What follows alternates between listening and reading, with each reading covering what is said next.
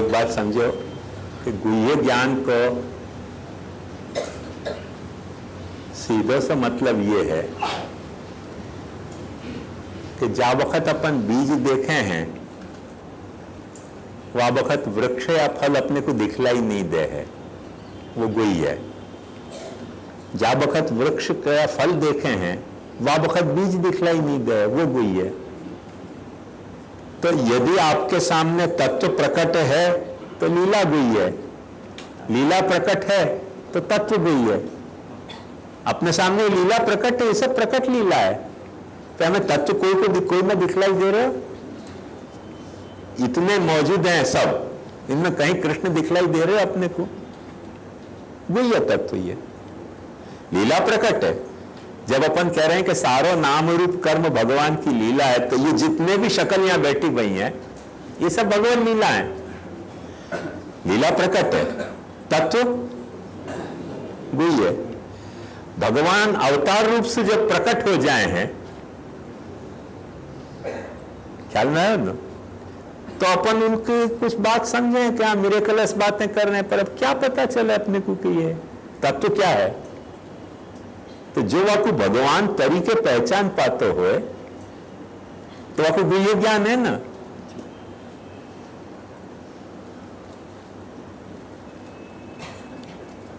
मैंने द्वारका लीला में पटरानी ने यह बात कही है कि हम दिन रात या के साथ सोई उठी बैठी। अर्जुन ने यह बात कही है कि दिन रात या के साथ सोए बैठे उठे खाए मजाक करी, पहचान तो नहीं पाए। लीला प्रकट थी, तत्व गुह्य। तो अपने तो बगल में नहीं है, उन पटरानी के तो बगल में कृष्ण, तो तत्व तो प्रकट है, तो लीला प्रकट थी पर तत्व नहीं पहचान पाए। और वही बात अर्जुन ने भी कही है, वंचित हो हम महाराजक में। तो मैं अभी तक वहां को दोस्त ही समझ रहे हो, तो वो तो दोस्त नहीं निकले, भीतर से लफड़ा निकले, भगवान निकले, वो गुह्यता है तत्व की। तो जाको वो पता है तो वाकु गुह्य ज्ञान है ना। ये बात ध्यान समझो। 84 वैष्णव 252 वैष्णव की वार्ता पढ़ोगे ना, तो वहां भी यह बात को स्पष्ट विवेचन अपने को मिलेगा, यही मॉडल को, कि कोई लोग उनको पहचानते थे महाप्रभु जी को, कोई लोग नहीं पहचान पाते थे। पहचानते थे, वो ज्यादा भक्त थे, नहीं पहचानते थे, वो कम भक्त थे, ऐसे नहीं। लीला महाप्रभु जी की ऐसे थी कि सबको पसंद थे, कोई उनको पहचान पाते थे, कोई नहीं पहचान पाते थे, कोई उनको देखे बिना भी पहचान पाते थे।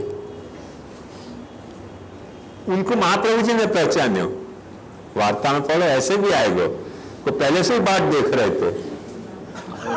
हाँ आयो बोला, तो वो मिले नहीं तब भी पहचान रहे थे। जैसे रुक्मिणी जी कृष्ण को पहचानती थी, श्रुत्वा गुणान भुवन सुंदर शृण्वतान्ते, पहले से पहचानती थी, कृष्ण को पहचानती थी पर तत्व को नहीं पहचानती थी। उनने ये पहचानी कि ऐसी कौन औरत हुई कि तेरे को छोड़ के दूसरे वर्ग को पढ़ने, इतना पहचानती थी। हो और धमकी पाछी और दे रही है कि तू आएगा नहीं ना तो तेरे पे प्राण और त्यागूंगी, और तेरे को समझ नहीं पड़ती है पाछी कि कैसे आना, तो इंस्ट्रक्शन दो, तो देवी पूजने जाऊं वहां से किडनैप कर। तो क्या भगवान को समझ नहीं पड़ा? इतना बेवकूफ है भगवान? हाँ भाई, उनको आ गया जोश, जोश आ गए तो इंस्ट्रक्शन भी दे रही है।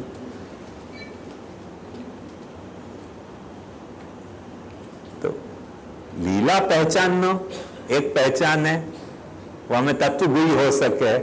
तत्व पहचानना एक पहचान है, वो हमें लीला गुह्य हो सके।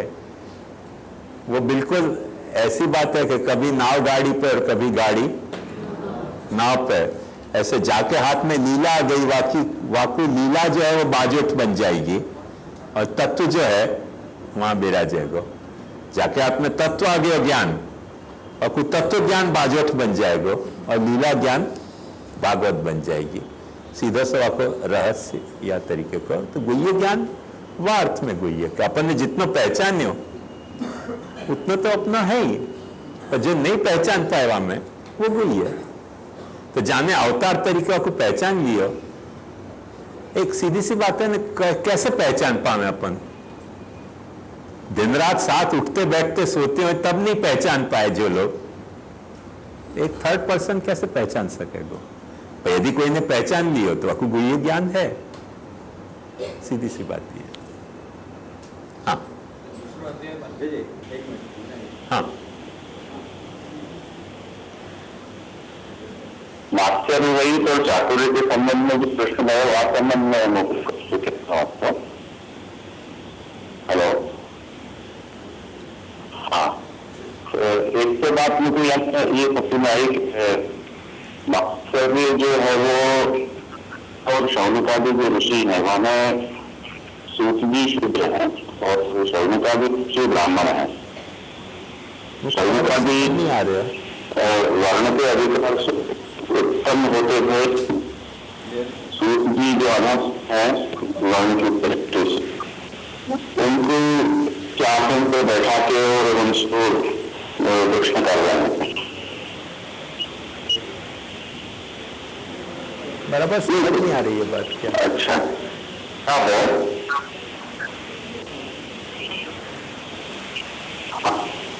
मतलब मैं ये कहना चाहता हूँ ये प्रश्न के जवाब है जो अधिकार मास्टरी रहित और वक्ता के में चार जवाब बताइए, लिख के भिजवा दो, हमें उनके लिख के भिजवा दो। हाँ, आपको क्या प्रश्न है? ये जो गुह्य ज्ञान को जो समझा रहा है वही तरह से दूसरे अध्याय में जो चातुर्यता और अमाश्रिता प्रकट हो रही है ना, हाँ। वो प्रश्न से रिलेटेड कैसे आ रही है? कहाँ? Page number 5। हाँ, तीसरे पैरा में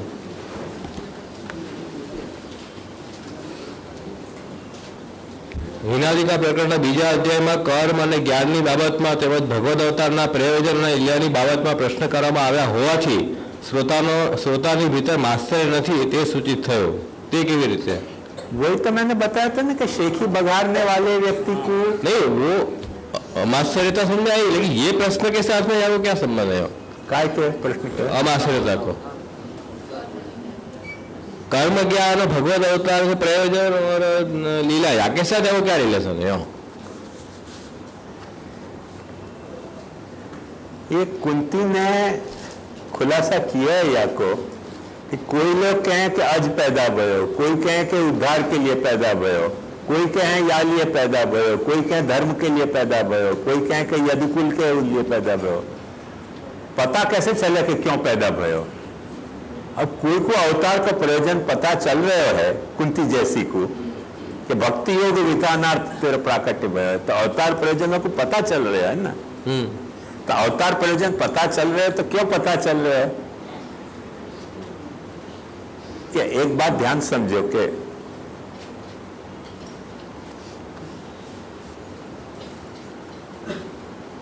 जैसे शादी हुए ना,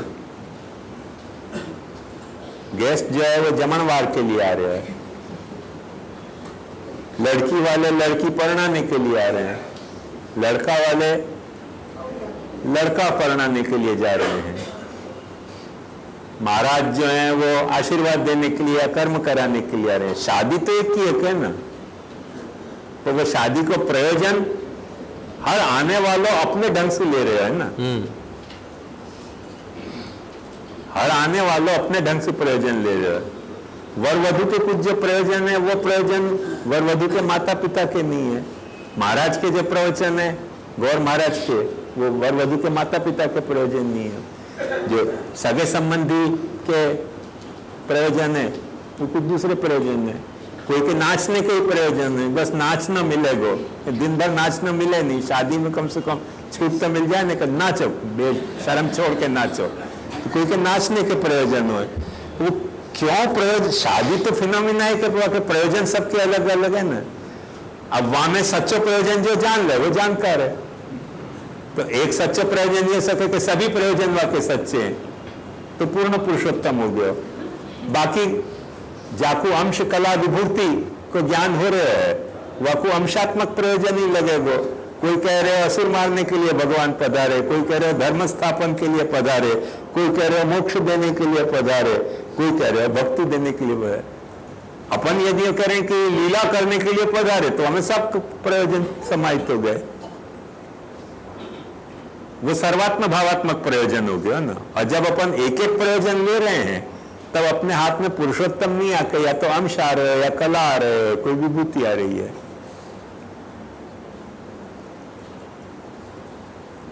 तो जाको अवतार प्रयोजन पता चल रहा है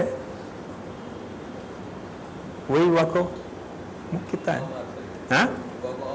मात्सर्य। जैसे एक बात सांगो, पौंड्रक को पता नहीं चलियो, मात्सर्य हो गयो। पौंड्रक के सामने भी है तो शिशुपाल को पता नहीं चलियो। शिशुपाल ने तो यहां तक एलिगेशन लगाया कि यदि तुम्हारे दोनों श्रेयस्थ दूसरे चारों श्रेयस्थ सच्चे होते तो वृज में क्यों नहीं आते? ये अचानक कहां से प्रकट भय? कुछ न कुछ लफड़ा है हमें, कुछ न कुछ लफड़ा है करके पौंड्रक ने कही कि वो लफड़ा मैं भी करना जानू, तो हमने दो धारण करके बता दिए थे ऐसे देखो हो सके चार श्रेयस्थ मेरे भी हो जाए, तो वो प्रयोजन, वो ये वाकु प्रयोजन पता नहीं चले ना। अजाकू पता चल गयो कि चार श्रेयस्थ क्यों है प्रभु के, वो चार श्रेयस्थ दिखाने के लिए नहीं आते। चारों भुजा चार आयुधर नारायण भूल भार उतारन, पद्म धरे जनताप निवारण, गदाधरी दुष्टन संवारण। तो एक एक जब अपने को प्रयोजन समझ में आ रहे हो तो आपके पास कोई न कोई व्यू आ रहा है। वही महाप्रभु जी बता रहे हैं कि कृष्ण में व्यू भी है और कृष्ण व्यू ही भी है। वाह, कृष्ण में चारों व्यू को प्राकट्य बता दियो है। अब जाकू जो प्रयोजन समझ में आ रहे हो वह की अधिकारिता वह जैसी है, ऐसा है। तो जाकू वो पूर्ण समझ में आ रहे हो अवतार का प्रयोजन कि लीला है, तो पूर्ण समझ गए क्योंकि लीला में सब चीज आ सके और वहां में लीला नहीं आ सके। जैसे धर्म स्थापन में लीला नहीं आ सके, लीला में धर्म स्थापन आ सके। शत्रुहनन में लीला नहीं आ सके, शत्रुहनन तो बड़ा क्रूर कर्म है, पर लीला में शत्रुहनन आ सके। वंश प्रवर्तन जो है वो लीला नहीं है, वो तो हर गधा घोड़ा बिल्ली सभी अपने अपने वंश प्रवर्तन करे। भगवान ने कौन से शेर मारी है जो वंश प्रवर्तित किए? तो और ऐसे वंश प्रवर्तित को जो आप लड़ लड़ के मर और गए पाछे, तो कोई अच्छा वंश भी स्थापित नहीं किया सब पाछे लड़ मरे, कोई अच्छा वंश स्थापित किया तो एक तो वंश प्रवर्तन किया और पाछे आपस में लड़े और दारू पी पी के, तो वंश भी तो कोई अच्छा नहीं स्थापित किया।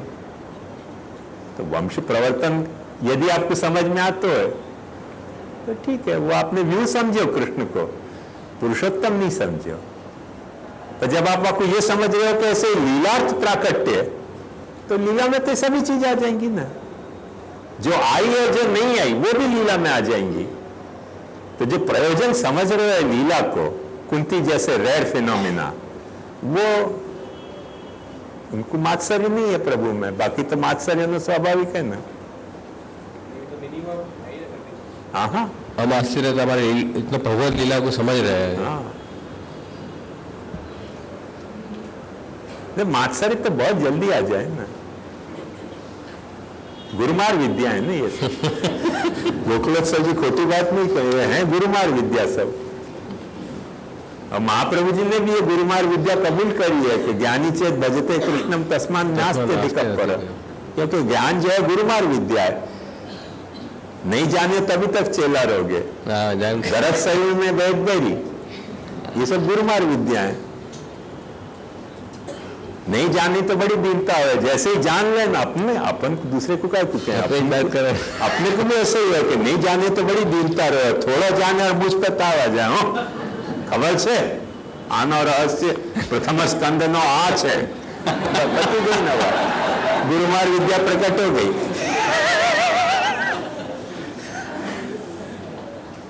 તમે એટેન્ડ કર્યો તો ભાગવત પારાયણ નો સત્ર, અમે એટેન્ડ કર્યો, बस खत्म हो गई, गुरुमार विद्या हो गई। बहुत सरल है, मनुष्य का स्वभाव ही ऐसा है ना, गुरुमार विद्या को। तो ये बहुत सरल है, इजीएस्ट कोर्स है ये डिफिकल्ट कोर्स ये है कि आपको एप्रिशिएट करना।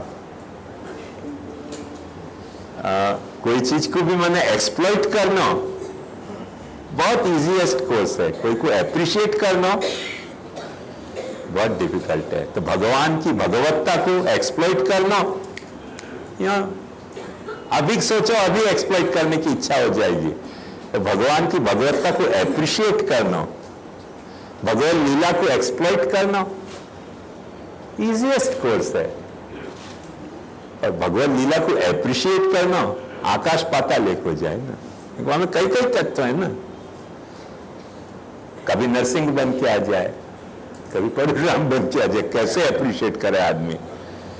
तो वहां में क्या है कि चना लोहे के चना चबाने पड़े जब लीला को एप्रिशिएट करनी है, और एक्सप्लॉइट करनी है तो बहुत सरल बात है। जो वन्य संपदा है अपने भूमि की, एक्सप्लॉइटेशन कितना सरल है, अब आपको एप्रिशिएट करना बहुत मुश्किल है। अपन ने एप्रिशिएट किया होता तो इकोलॉजी अपनी डिस्टर्ब क्यों होती, तो अपन एक्सप्लॉइट करना तो जाने हैं, एप्रिशिएट करना बहुत कम लोगों को आवे। मूल बात एप्रिशिएशन की है कि प्रभु की जो लीला है वह को अपन एप्रिशिएट करें, एक्सप्लॉइट नहीं करें। बेसिक प्रॉब्लम हुआ है। नहीं, तीसरे पेज पे भगवान અને તેની લીલા વચ્ચે પરસ્પર સંબંધ સૂર્ય અને તે રશ્મિના પ્રકાશની માફક अन्य नात्मक ज હોય છે। हाँ, तो ये प्रकाश तो निराकार है, और प्रकाश को जो पुंज है वो तो साकार है, तो फिर लीला फिर ऐसे निराकारता कैसे आ रही है? जो उदाहरण दिया है ना वासु, एक तो बात यह है कि सर्वांश में कभी कोई उदाहरण होवे नहीं, उदाहरण जहां अंश में होवे वही अंश में होवे। निर्भरता के अर्थ, निर्भरता के अर्थ में नहीं है। स्वरूप की बाबा डिफिकल्टी ये है कि प्रमेय बल से स्वरूप चाहे तो अपने तक आ सके है, अदरवाइज स्वरूप आ ही नहीं सके, क्योंकि अपन खुद स्वरूप है। अपन स्वरूप के पार्ट हैं कि नहीं, तो स्वरूप अपने तक आएगा कैसे? लीला आ सके।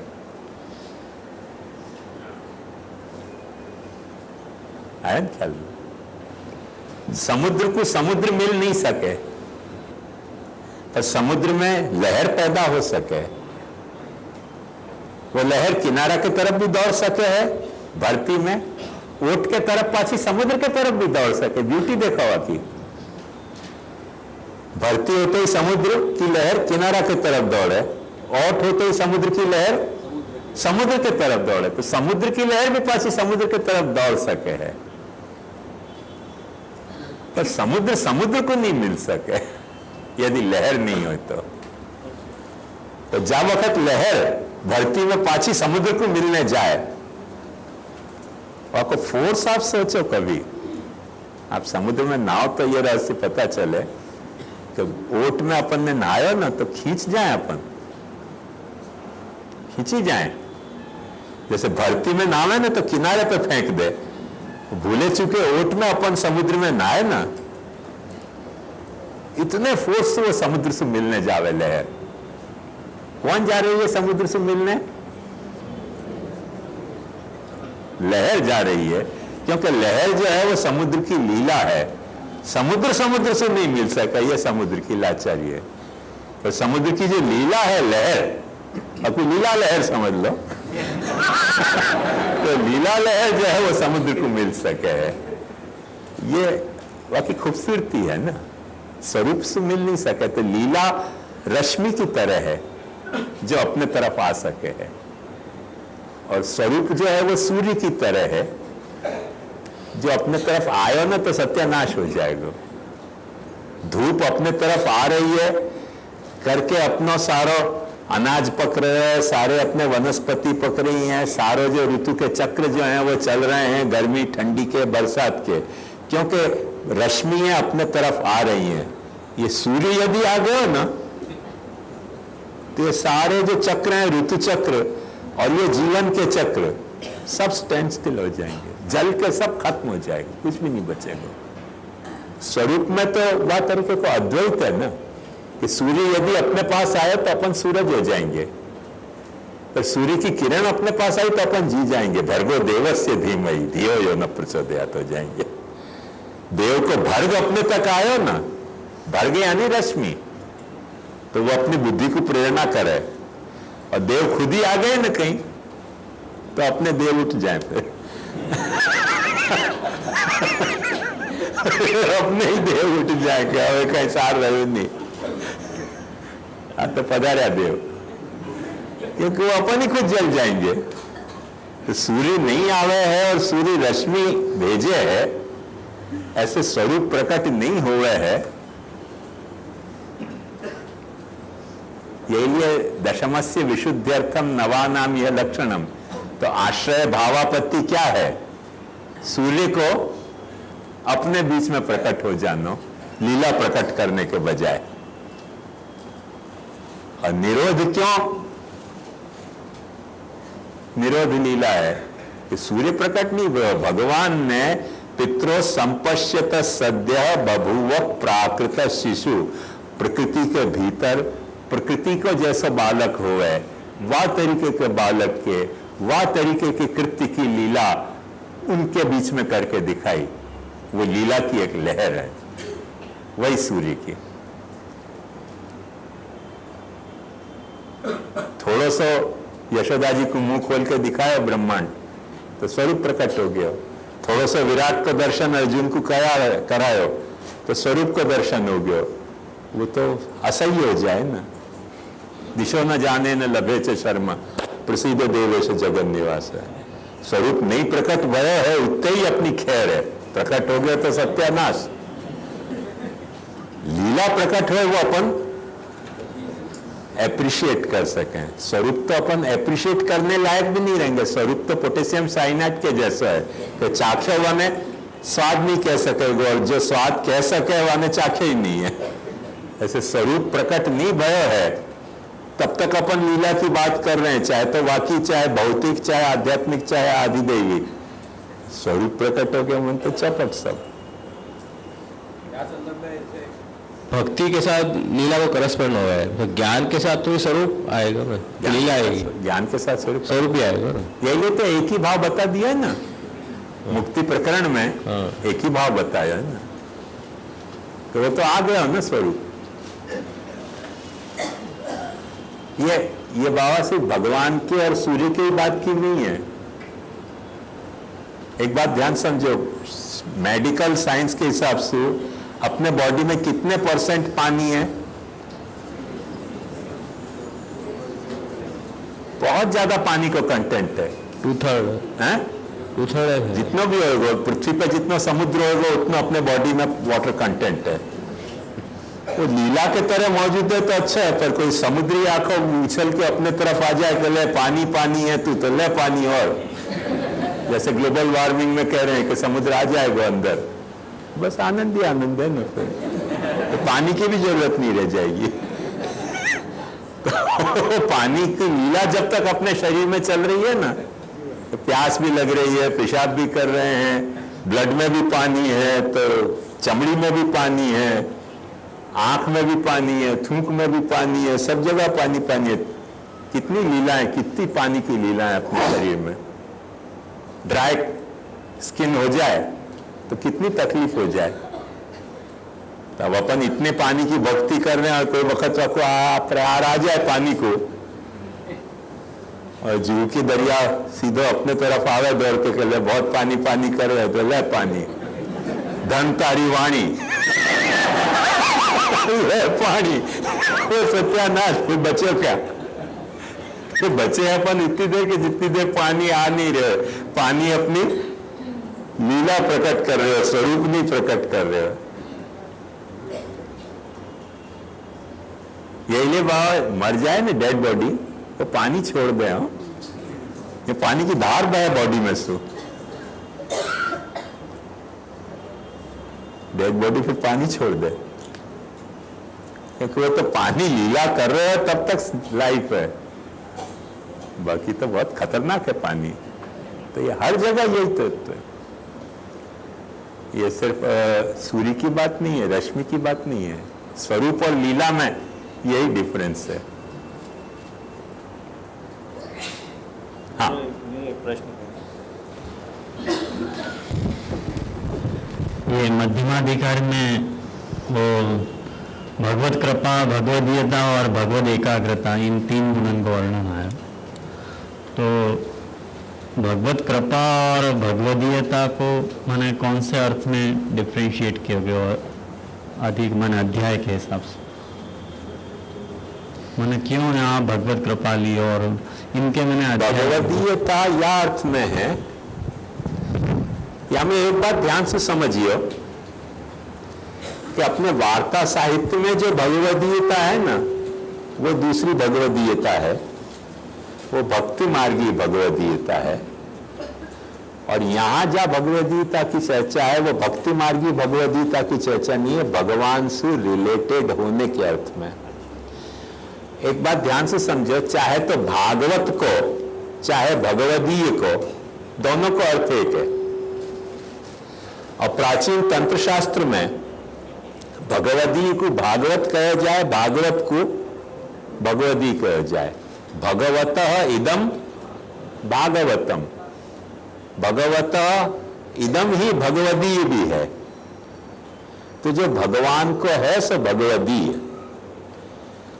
और भगवदीय पे भी भगवत कृपा हो सके है, और भगवदीय पे भी भगवत कृपा हो सके। तो जैसे अर्जुन पे भगवत कृपा भई है, और भगवान को जस्टिफाई क्या कर रहे हैं, इष्टोसी में दृढ़मिति ततो वक्ष्यामि ते हितम, तू मेरा है या ले तो को तेरे हित की बात बता रहा हूं। तो आप भगवदीयता पहले ला रहे हैं, कृपा बाद में आ रही है। कोई में कृपा पहले आवे है, भगवदीयता वह कृपा के कारण आती है। तो दोनों तरीके के रिलेशन हैं पूर्वापर भाव के। कोई में भगवदीयता पहले आ रही है, कृपा बाद में आ रही है। कोई में कृपा पहले आ रही है, वह कृपा के कारण भगवदीयता आ रही है। तो यहां वो वार्ता साहित्य वाली जो भक्ति मार्गी भगवदीयता है ना, वो नहीं है, क्योंकि वो जो वार्ता साहित्य की भगवदीयता है वो बात ध्यान से समझो, वो ब्रह्म संबंध के कॉरेस्पॉन्डेंस में है। ब्रह्म संबंध में अपन ने भगवते कृष्णाय कहा कि ये सब मेरे पास जो भी कुछ है वो मेरे पास मेरे लिए नहीं है पर तेरे लिए है। तो जब मेरे पास जो कुछ है और मैं जो कुछ हूं वो मैं मेरे लिए नहीं होके तेरे लिए हूं, भगवते हूं, वा के कारण अपन भगवदीय हो रहे हैं। तो अपन जब तक जी नहीं पावे हैं तब तक अपन भगवान के दास हैं पर भगवदीय नहीं है। पर जब अपनी हर वस्तु को अपन भगवान के लिए जीते हो जाएं, जो भी गद्य मंत्र में अपन ने एन्यूमरेट किया है उन सबको अपन वाह तरह से कलात्मक विनियोग भगवान में खोज निकालें कि या वस्तु को भगवान के या काम में विनियोग हो, या वस्तु को भगवान के या काम में विनियोग हो, या वस्तु को भगवान के या काम में विनियोग हो। अपन जितना मैक्सिमम खोज पाए उतनी अपनी मैक्सिमम भगवदीयता, भक्ति मार्गी। क्योंकि अपन ने जो अपने पास है अपने अहंता ममता के नाम पे वाकु भगवत प्रयोजनक बनायो, वह अर्थ में भगवदीय आयो, तदीय कहें, भगवदीय कहें, ये सब। और भगवत सेवा कर रहे हैं सेवा अपन करते होंगे पर वहां में अपनी भगवदीयता प्रकट होना भी देर है। सेवा करना एक अच्छी बात है, शुरुआत है, वो तो भगवदीयता की शुरुआत है, भगवदीयता वहां में नहीं है। तो सेवा कर रहे हैं वो तो भगवत कृपा है कि अपन के घर में ठाकुर पधारे और अपन वाता आपकी सेवा कर रहे हैं। तो वो ब्रह्म संबंध में जो अपन ने प्रतिज्ञा ली है, बेसिकली बात ध्यान से समझो कि ब्रह्म संबंध के गद्य मंत्र में और पंचाक्षर मंत्र में जो अपन सौगंध खा रहे हैं वो भगवदीयता की सौगंध खा रहे हैं। तेरो हूं मतलब क्यों तेरो हूं? क्योंकि मेरे पास जो कुछ है वो तेरे लिए है। अब ये प्लेटफॉर्म है हो कि मेरे पास जो कुछ है वो तेरे लिए है, वो मेरे पास जो कुछ है वो तेरे लिए है। वह प्लेटफॉर्म पे अपन जाके ये बात कह रहे हैं कि मैं तेरा हूं। या प्लेटफॉर्म पे नहीं कह रहे कि गांव में कोई जाने नहीं ना हूं वर्णी फई। बात ध्यान रही ना? है तुम दूसरे के हो, हम भगवान के हैं, ऐसे नहीं कह रहे हैं। भगवान के हैं या अर्थ में अपन पंचाक्षर नहीं कह रहे हैं। पंचाक्षर अपन या अर्थ में कह रहे हैं कि मेरे पास जो कुछ है वो तेरे लिए है। या को यदि अपन जी पाए हैं तो तेरे भगवदी है, तब नहीं जी पा रहे हैं तो तेरे तो है ही, नहीं भी जी पाते हैं तो तेरे तो है ही। वह वक्त अपने को आंख नीची करके तेरे हैं कहना चाहिए कि भाई तेरे हैं, क्या कर रहे हैं नहीं जी पा रहे हैं तो नहीं जी पा रहे हैं, होगी कोई लाचारी, या तो हमारी लाचारी होगी या तेरी कोई लीला होगी, कम नहीं जी पा रहे हैं। तो वो अपन ऐसे मुझ पे ताव दे के नहीं कहेंगे कि तेरे हैं, वो आंख नीची करके कहेंगे कि रख नीची नजर अपनी थोड़ी नीची नजर कह के कहना पड़ेगा भाई तेरे हैं, क्या करें, जैसा हूं तैसा कहा हूं तेरो। वो एक तेरो एक अलग बात है, और तेरे लिए हूं वालिए तेरो। वहां में अपन ये कह सके नहीं मैवम विभोर हति भगवान गदितुल नृशंसम संत्यज्य सर्व विषयांस तव पाद मूलम प्राप्ता। वाह वक्त फिर कह सके, वाह के पहले अपन नहीं कह सके कि मैवम विभोर हति भगवान गदितुल नृशंसम। या तरह की क्रूरता को तुमको अधिकार नहीं है। हाँ, गोपीजनन ने ठाकुर जी को फटकार दिया कि ऐसी क्रूरता करने को तुमको अधिकार नहीं है। क्यों अधिकार नहीं है? क्योंकि हम तेरे लिए हैं, वासु तेरे हैं, तेरे हैं वासु, ये दावा नहीं कर रहे हैं। तेरे तो कौन नहीं है, या सभी कुछ जो तेने नाम रूप प्रकट किए सब तेरे हैं। पर जो कुछ प्रभु ने नाम रूप प्रकट किए उन नाम रूपन के कारण अपन प्रभु के हैं, पर प्रभु के लिए हैं कि नहीं? लिए हैं तो फिर मैवम विभोर हति भगवान को भी अधिकार अपने को है। नहीं तो थोड़ी आंख नीची करके कहना चाहिए कि भाई जैसे हैं तैसे हैं तो तेरे ही ना। अब हमें क्या इतनी झगड़ा की बात क्या है? हम जानते આગળ સમજો છું પોતાના મનમાં છે તો તમારા જ ના વાત રજૂઆત कह सके अपन। तो दो बात को प्रभेद समझो। तो भगवदीयता इसके कारण आती भगवत कृपा, और भगवत कृपा के कारण आती भगवदीयता। उन दोनों में अंतर हो गया। जो प्रथम प्रकरण है हिनादिका मध्यम प्रकरण में उनकी भगवदीयता पहले समझाइए। हाँ, तो कैसे भगवदी हैं?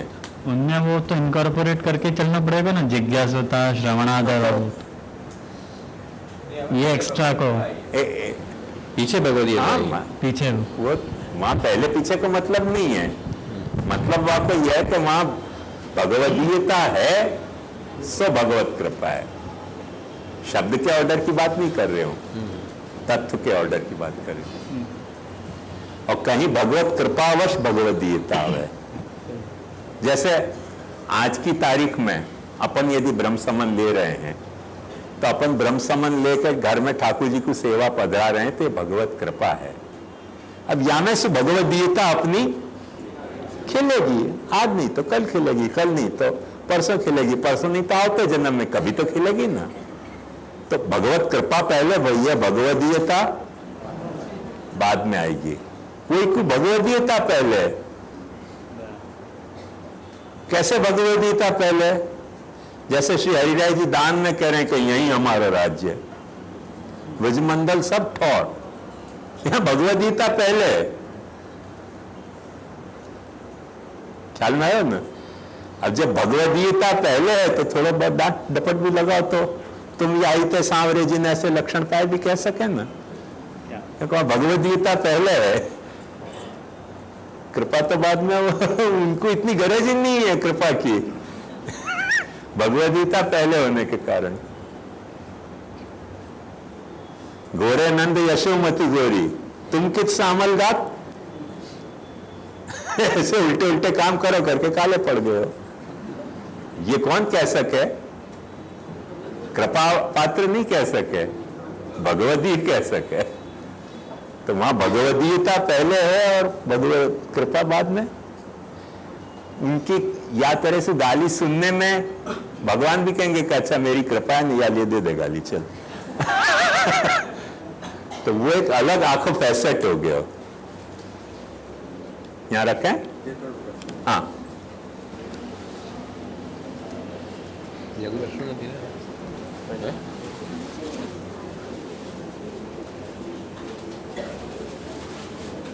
प्रकरण माने क्या? प्रकरण का मतलब है कि कई विषयन को निरूपण करने वालों जो कोई एक ग्रंथ होए, वहां में से कोई एक विषय, वह विषय को प्रकरण कहवावे।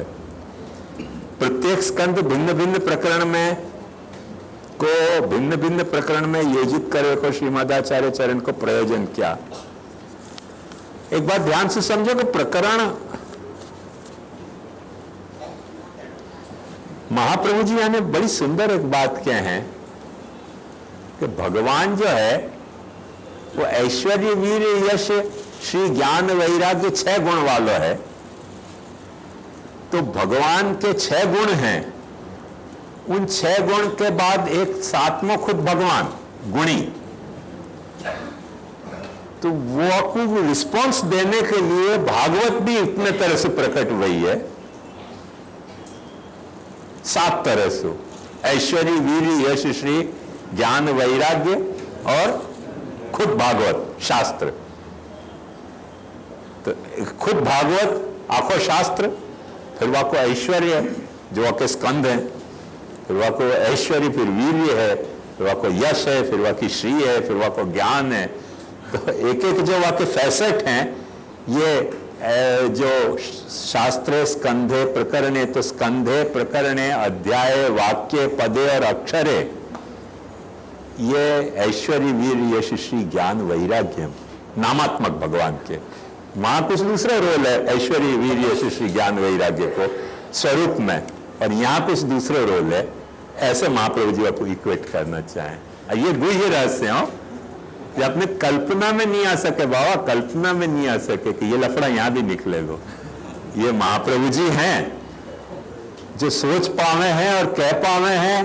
तो कोई भी आदमी सोच के कोई भी कह सके, सोचने वालों तो कई बातें कह सके, तो फील नहीं कर पावे। महाप्रभु जी ने यह बात को फील करी है।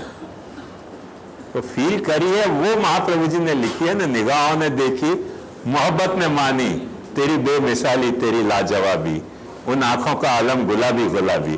तो भगवान के नेत्रन के गुलाबी गुलाबीपन को उनने फील किए है करके वो जो वहां ऐश्वर्य वीर यश श्री ज्ञान वैराग्य को सप्तधा विभाजन है, वो महाप्रभु जी को गुलाबी गुलाबी आलम यहाँ भी दिख रहे हो। अच्छा यहाँ भी यही गुलाबी गुलाबी आलम है, उन आंखों का आलम गुलाबी गुलाबी, मेरे दिल की हालत शराबी शराबी। वो नशा महाप्रभु जी को उतर नहीं रहा है, स्वरूप के सौंदर्य को नशा कृष्ण के। तो वो यहाँ भी पाछे 6 गुण देख रहे हैं, 12 अंग देख रहे हैं, तो 12 अंग है यहाँ भी, 12 अंगो वही पुरुष, 6 गुण वाक्य हैं, एक गुणी है, वो भी दिख रहे हो महाप्रभु जी को। ये दिख नहीं रहे हो या कोई दिखना कहना महाप्रभु जी के बारे में लैक ऑफ एप्रिशिएशन है। महाप्रभु को फील कर रहे हैं, जाको गुजराती में धबकारा कहना, तो उनको धबकारा फील हो रहे हैं कि यहाँ भागवत कृष्ण के जो स्वरूप को धबकारा है वो उनको भागवत में फील हो रहे हो। अच्छा जैसे वो वहाँ षडगुण और षडगुण और ऐश्वर्य वाले धर्मी है, ऐसे यहाँ भी 7 शास्त्रे स्कंधे प्रकरणे ध्याये वाक्य पदे शरे एकार्थम सप्तधा जानन अविरोधेन मुच्यते। ऐसे यहाँ भी वहां द्वादशांगो वही पुरुष है, वहां को श्रीमस्तक है, बाहु है, वक्ष है, उदर है, कटी है, चरण है। ये भागवत में भी 12 स्कंध है, वहां के 12 अंग है, तो द्वादशांगो वही पुरुष है। हमारे महाप्रभु जी को फील क्या क्या हो रहा है भागवत में, उनकी फीलिंग देखे ना, सोच तो कोई भी सके, फितूर सोचने बैठे तो कौन कौन को फितूर क्या क्या नहीं सोच सके। ये महाप्रभु जी की फितूर नहीं है, महाप्रभु जी या तरह से फील कर रहे हैं भागवत को। वो महाप्रभु जी की फीलिंग है भागवत के प्रति के साक्षात कृष्ण है, ये साक्षात कृष्ण है। तो कृष्ण के जो जो भी गुलाबी रंग हैं वो कैसे भागवत में देखने, वो महाप्रभु जी के मुखार विंसु अनकंट्रोलेबली निकल जा रहे हैं कि भाई ये याद तरह से देखो ये सब यहाँ दिख रहे हैं, फील हो रहे हैं। ये या कोई व्याख्या कहना है, व्याख्या ही है, पर या कोई व्याख्या कहना लैक ऑफ एप्रिशिएशन है।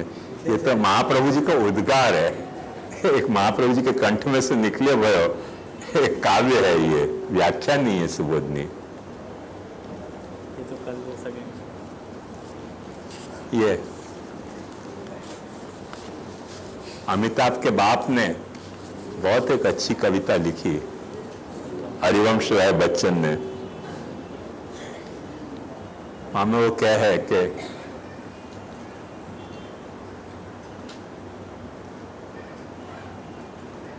पूरब के दूर क्षितिज से यह सोना नित्य सलोना जो निकलता है, उसको कोई लाल किरण मत कह बैठो।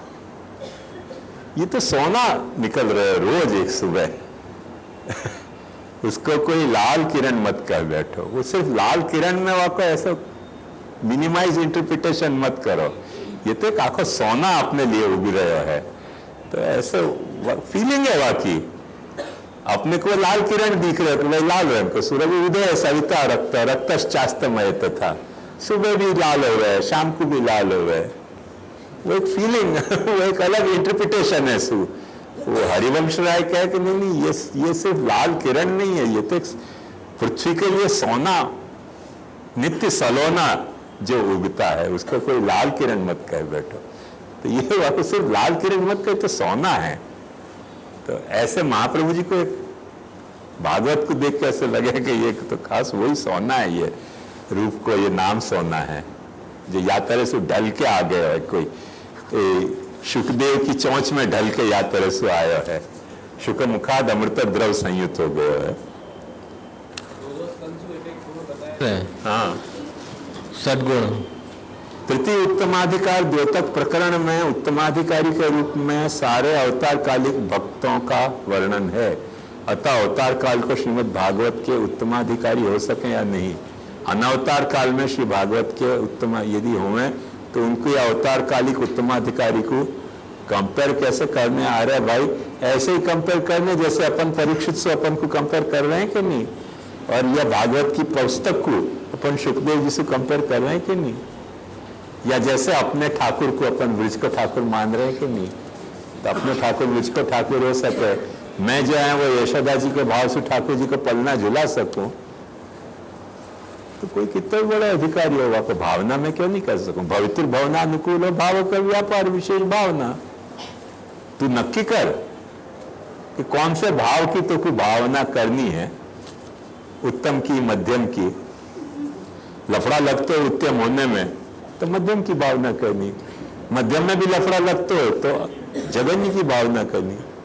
जैसी भावना करोगे वो भावना सुसिद्ध हो जाएगा, भाव भावना सिद्ध। हीनाधिकार वाले भगवान के अवतारों के गूढ़ तत्वों को कैसे जानेगा? दो तरह से जान सके हीनाधिकार वाले।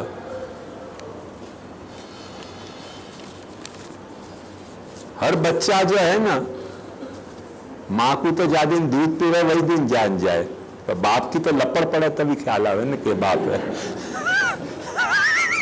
लपड़ नहीं पड़े तब तक बाप है ये कैसे ख्याल में आ सके? माँ तो तुरंत पहचानने में आ जाए, जन्मे वही दिन से, पर बाप को ख्याल तो एक आध लपड़ पड़े तभी आवे। તો જ્યાંથી લપડ પડે વાતને ખ્યાલ આવે કે ભાઈ લાગે છે કે કંઈક ભગવાન જેવું છે આમાં, બહુ જોરની લપડ લગાવી.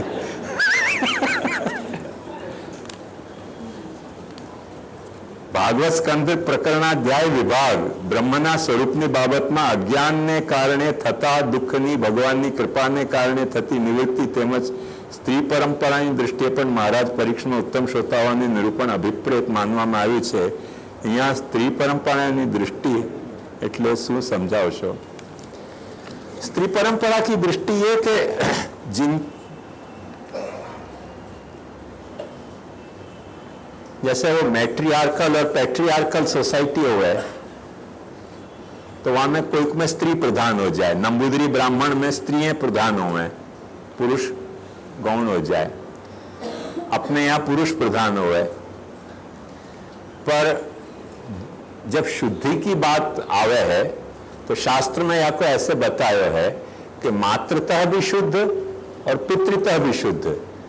तो जाके माँ भी भक्त है और बाप भी भक्त है, तो माता पिता दोनों यदि भक्त हैं तो वो दोनों तरह से शुद्ध है, दोनों परंपरा से शुद्ध है. यह अर्थ में वो कहा गया है कि वह की शुद्धि दोनों तरह की शुद्धि बताई गई है कि माता के साइड से भी वो शुद्ध है और पिता के साइड से भी शुद्ध है. मैं समझू इतने प्रश्न थे. तो आज को अपन यहाँ रखें. अपन मध्यमाधिकार तक तो नहीं पर हीनाधिकार तक तो शायद पहुंचे ऐसा लग रहा है. तो कल अपन प्रथम स्कंद को जो चिंतन शिविर पूरा करके और परसों तो बहुत आज को शिविर यहाँ अपन दृढ़ चरण केरो भरोसो, दृढ़ चरण केरो श्रीवल्लभ नख चंद्र छटा बिन सब जग माज अंधेरो भरोसो, चरण केरो साधन और नहीं आकली में जासो हो निवेरो. सूर का कहे द्विधांधरो बिना मोल को चेरो भरोसो,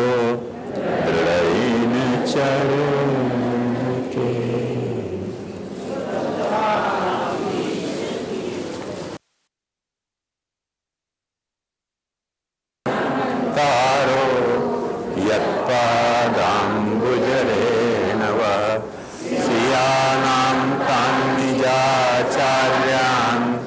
प्रणमामि मुहुर्मुहुः. यदनुग्रहतो जन्तुः सर्वदुःखातिगो भवेत् तमहं सर्वदा वन्दे श्रीमद्वल्लभनन्दनम्.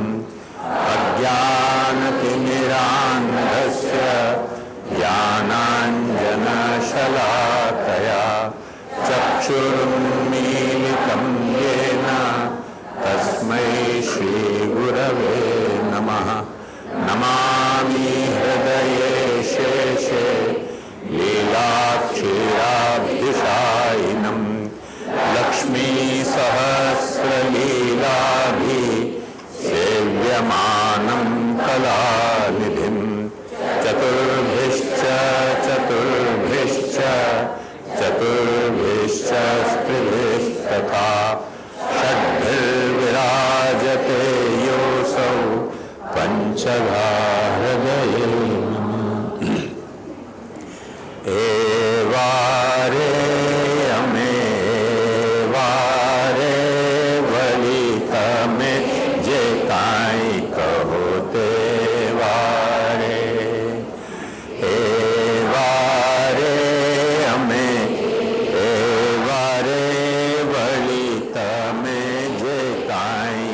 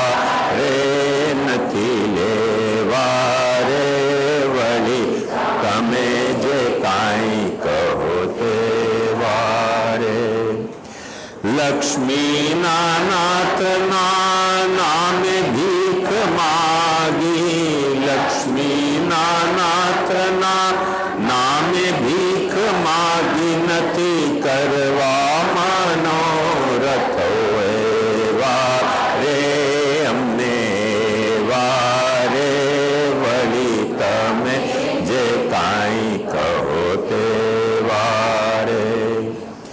દેવનું છે દ્રવ્ય તે પ્રસાદ નથી લેતા, દેવનું છે દ્રવ્ય તે પ્રસાદ નથી લેતા, જેવો લેતા હોય તે વૈષ્ણવો કેવારે તેવો કેવારે વળી તમે જે કાંઈ કહો તે વારે।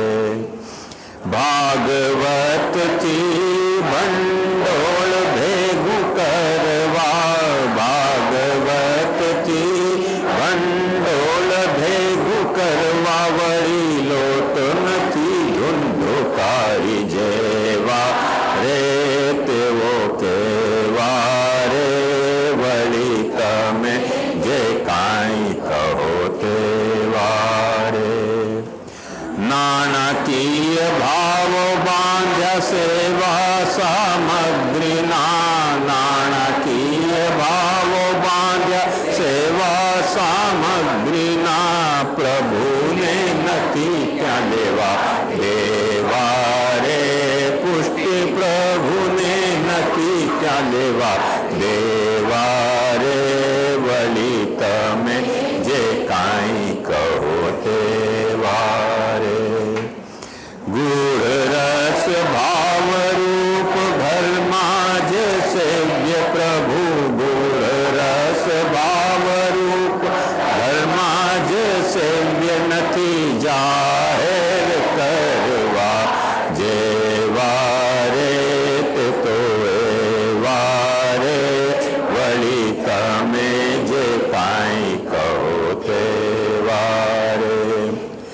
પોતાના તનથી ને પોતાના ધનથી, પોતાના તનથી ને પોતાના ધનથી, ઘરમાં કરવી છે કૃષ્ણ સેવા રે કૃષ્ણ સેવા રે વળી તમે જે કાંઈ કહો તે વારે। વાણી પુષ્ટિ જીવ કેમ વિસરે, વલ્લભની વાણી પુષ્ટિ જીવ કેમ વિસરે, પડ્યા નથી એવા કાંઈ એવા રે જેવા એવા રે વળી તમે જે કાંઈ કહો તેવા રે। અમે વારે અમે વારે ઓ અમે વારે અમે વારે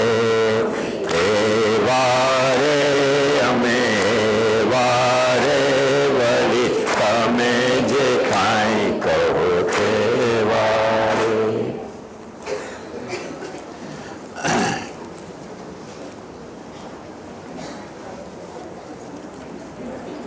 कल भी तो बहुत सारे प्रश्न छूट गए थे, सॉर्ट आउट किए क्या कोई ने?